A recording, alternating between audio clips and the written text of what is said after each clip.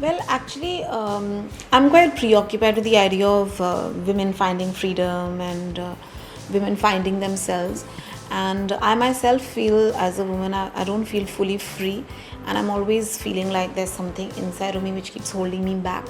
So it's this yearning for freedom that I wanted to explore, and I thought rather than exploring it through a world which is very similar to mine, where there are not so many external restrictions on one's freedom, why don't I explore it through a world where there are actually more external restrictions on a woman's freedom, and then look at this idea of being internally free and externally free.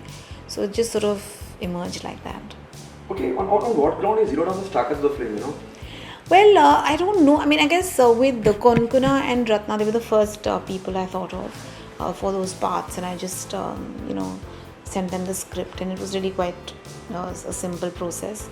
With the other two girls, we went through, elaborate auditioning process. So my casting director, Shruti Mahajan and Parag Mehta, they worked, and along with my assistant directors, worked very, very hard on the casting of the film. And so that's how we sort of decided upon Ahana and Plabita.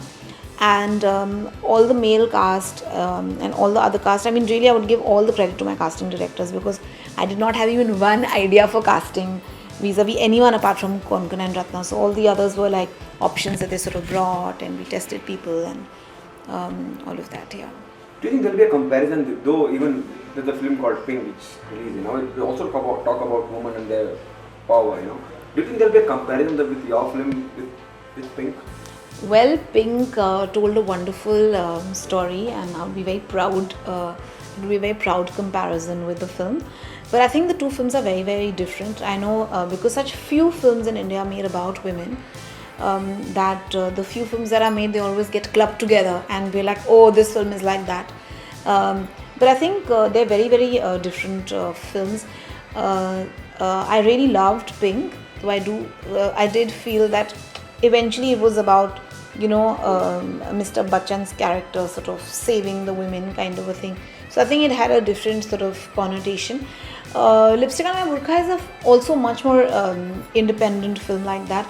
It also tells the stories of four ordinary women and their search for freedom, and it's told very much from a very intimate female point of view. So and also I think it talks about slightly different things, though thematically many things are of course similar. But I think Pink spoke more about the idea of consent and how safe are women on the streets and things like that. And I think Lipstik talks more about what is the freedom that a woman has within the four walls of her home, first and foremost. So I think it's more intimate in that sense. It's not so much about what you face when you step out of your house. It's more about what you face while you're inside the area that is supposed to be the most protected. But it's also fun and very colorful film, and it's actually quite a warm film. So I think, so I would say that each film is different and each film is unique. But it's nice that, I feel there should be more and more films made about women and by women and for women. A film which has already won 11 international awards, and in its own country it's surrounded by controversy. Do you feel set some down? I think in our own country there's a lot of support for Lipstik on My Burkha. I feel like I can't tell you the kind of messages I've constantly been getting from young women and lots of men and women actually. So I feel like very supported with this film and the journey. I think the only chink in the armor has really been the CBFC and the whole idea of censorship. But I feel like the film has really got so much love from so many people across so many different countries, the way the film has been embraced. And I feel the most beautiful thing is that in India, people have not seen the film and they're still giving us so much love. Without even having seen the film. So I think I feel very, very blessed, and I feel very encouraged. I feel 2017 times have really sort of changed. I feel people in India are very, very supportive of alternative voices in cinema. So I'm excited to see, what's going to happen. And I feel what's very lovely is I feel like I'm really feeling like it's not just our release, but like I feel like it's everybody's film, and I feel that's the feeling that people sort of have as well. Okay, Do you feel that the censor board or the people sitting on the seat are under pressure somewhere with the current government because they come with a ideology, you know? Censorship is not something new. It's not like censorship has suddenly started happening. Censorship, we have, as a free and democratic country, we have actually been living with censorship for decades and decades. I mean, earlier you never even saw two people kissing. The two flowers would come and it would mean that the union has happened, which is, I mean, funny. But so I am not of that opinion. I feel actually after independence we took on socialist principles in our economy. We had a sort of closed economy and our attitude was more like closed, and we were economically we were a closed country, and it was like, I remember growing up, it was not very like okay to want so many things, so there was a little suppression and repression and all that, and we took on all these Victorian kind of mindsets which we borrowed from the British left them behind. We are still living with that kind of a mindset. So I feel we have very archaic censorship guidelines and laws by the 1952 Cinematograph Act, and we have actually been living with censorship for a very long time. I feel what's happened is it's come into sharp focus now, because also that there are many more independent films being made which are more international in nature, also because content is like so open now. We watch so much more material from other countries. Stuff is available to us digitally. So I feel, even obviously as a free and democratic citizen of a free and democratic country, I also want the freedom to be able to make whatever I feel like, because I'm seeing people from other free countries making whatever they feel like.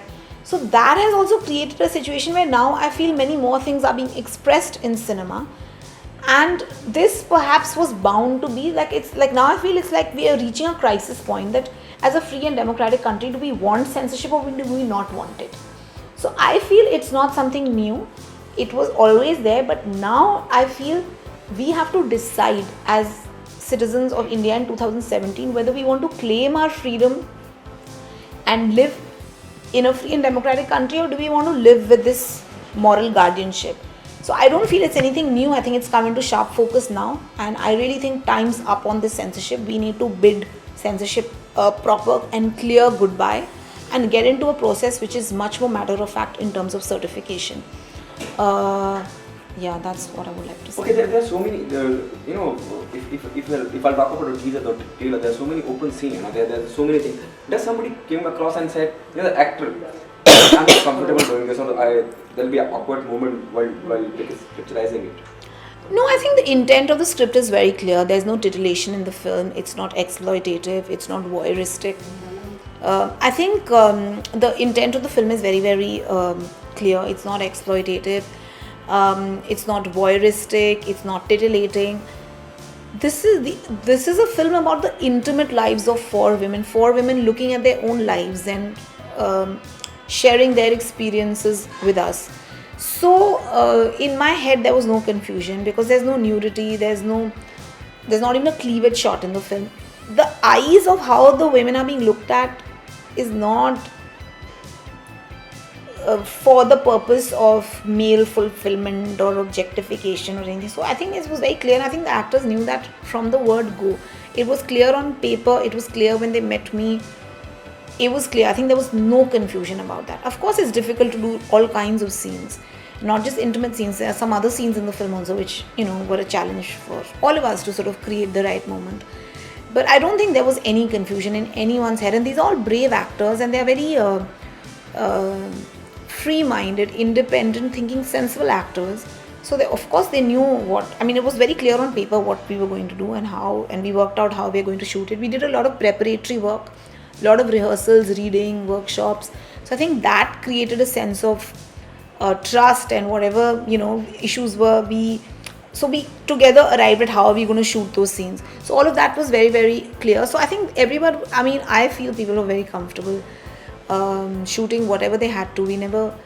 What was required of them was very clear right from the word go, and we tried to create a warm and comfortable environment on set. So my camera person, my sound person, the costume person, the assistant directors, I think everybody worked very hard to create a very warm and comfortable environment for the actors. We had closed sets, and there was a lot of trust. So I think it was not so difficult in that But sense. could you please throw some light, where Kumara's holding a mobile and, there's a shot, there's a scene going on. If you can, Ahana Kumra, you mean? Ahana Kumra, if you can throw some light. It was that easy, the way we have seen it. And it happens in India. Well, I don't want to say too much so that it doesn't take away from watching of the film. But these are young people in our country, and they're just being who they want to be. But in hiding, I would just want to say. So it's like they can do what they want, but they can't do it openly. And that's really what the film is about. That people are trying to live out their dreams, but they have to keep doing it secretly. Okay, the vibe is really positive around the film. Do you think half the battle is won, or are you still nervous? As a filmmaker, the one is always nervous when your film is going to open out into audiences in your home country. I think, in some way, I think I'm a little less jittery emotionally because I've seen the film. The film has already traveled to I've lost the count, but more than 35 film festivals across the world. And I've been to many of them, and I've seen and I've physically seen the love that the film has got from so many audiences across so many different countries, and I've felt it. I've met those people, and all of that. So I think that journey is like something that's making me a little less nervous, because at least I feel like it's not like nobody's ever seen the film. But yeah, I feel in India people really haven't seen the film, and I feel we've got so much support from so many quarters across the board in India. So I don't want I'm hoping that people go to the theatres on 21st July and they enjoy the film and they're able to engage with it. And I hope that people can, because I feel like so many other things have been spoken around the film, but the film is actually just a very small, simple, colorful kind of film. So I just want people to go and enjoy the film actually. Mr. Bachchan always supports women, whether it is freedom of speech. He always there, Would you be interested in holding a special screening for Mr. Bachchan? Yeah, Mr. Bachchan has been very, very kind. He's already tweeted our trailer, and yes, we will be holding a screening we will be inviting him. I hope he has the time, and he can make time for us in his schedule and watch the film. We will be wanting to invite him for a screening for sure. What message do you want to give to the audience while they come and be a part of it? Well, I really don't want the audience to feel like they're coming to watch a film because they're going to get a message. I want the audience to just come and for those 2 hours experience the lives of these 4 women, their ups and downs, their tears, their laughter, their dreams, their passion, their heartbreak, and just be with them for those 2 hours. And I think at the end of those 2 hours, if people feel like they know these 4 women and they know what their lives are like, I think our work as a filmmaker is done. Thank you so much.